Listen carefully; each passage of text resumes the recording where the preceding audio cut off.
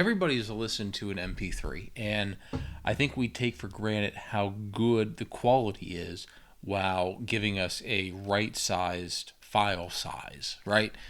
It's not too big, it's not too small, and it works, right? An MP3 to the ear, right? Not to an audiophile or some, buddy with all this equipment and all this experience, but an MP3 sounds as good as an original recording on physical media, right? That's the hill I'll die on. That's how it is. But how did they get to that, right? Because when you do compression of audio or video or really anything, right, you lose part of it, right? And it gets to a point where it's kind of an inverse, right? The more you compress it, the lower the file size is, but also the lower the quality. And at some point, it's just going to be static, right? So there was a group of German engineers working on this, and they were working at, I got to read it and I'm going to mess it up, the Fraunhofer Institute, right? Specifically their lead researcher, Karl-Heinz Brandenburg, right? They're working on this new compression technique that would eventually become MP3 codec, right? So as they're going through it, they're able to compress instruments. That's working fine. The file size is right. The quality is good. Makes sense. But the human voice, that was different. They couldn't get it right. That's where Tom's Diner comes in, right? Tom's Diner, the song by Suzanne Vega. I love the song. I think it's a really great song. It was a popular song when they were exploring this, but what was great about it is on that album, there was an a cappella version of Tom's Diner, and it was just her voice. No instruments, nothing, right? And when you listen to it, right, it is just quiet and her. It's one of my favorite a cappella versions of any song because it's just so raw.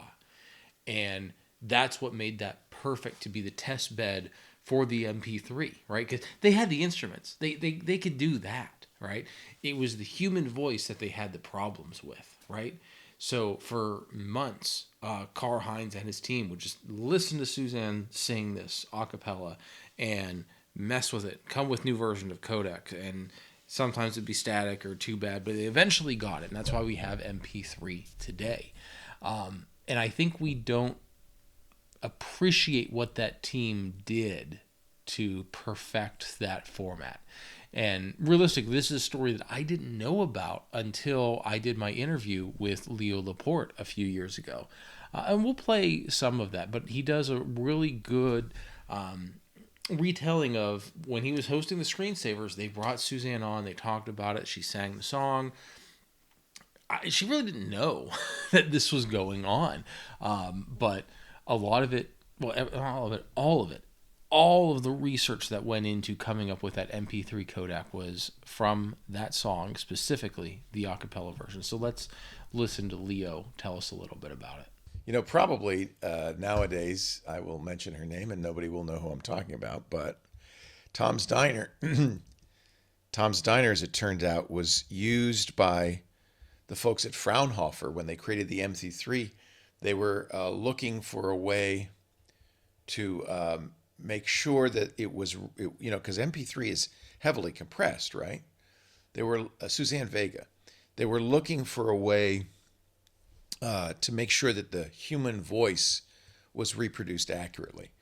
And Suzanne Vega had done an a cappella song called Tom's Diner. And so they used that to refine the MP3 encoding, the compression algorithm for MP3. So knowing that, we had Suzanne Vega come in and we had her sing Tom's Diner a cappella, not the big hit, was remixed later, but the a cappella version. And just sitting there and watching her sing that in the same studio was pretty amazing. Her boyfriend was back in New York and she was having trouble getting to him. So the other thing we did is we helped her get Skype working. I guess it was Skype. I don't remember what it was. It probably was Skype back then. Was there Skype around? We got Skype or something like it working, and we put him on a chair in a laptop, and she got to talk to him, which was hysterical. We got to be the screensavers for Suzanne Vega. That's a very fun moment.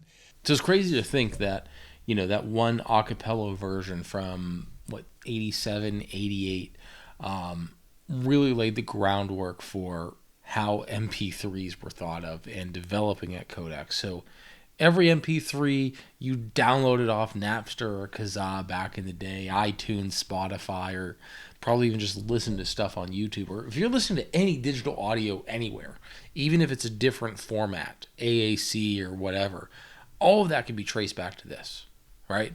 That acapella version, that team by Karl-Heinz just really knocked it out of the park and making a compression that makes the right file size and the right quality to something that you can listen to and enjoy. I just wanted to share that with you. This is an incredibly short video, not something I normally do, but I thought that was a really fun little tech fact. And it's something I wanted to share because I like these little things, right? So I got some other videos I'm working on. I just wanted to fill in some of the blank space between release dates. But as always, if you like what we're doing here at Retro Tech or Die, like, subscribe, tell your friends, and we'll catch you next time. And now performing the song that helped Karl-Heinz Brandenburg create the MP3 from her new CD, Retrospective, Suzanne Vega.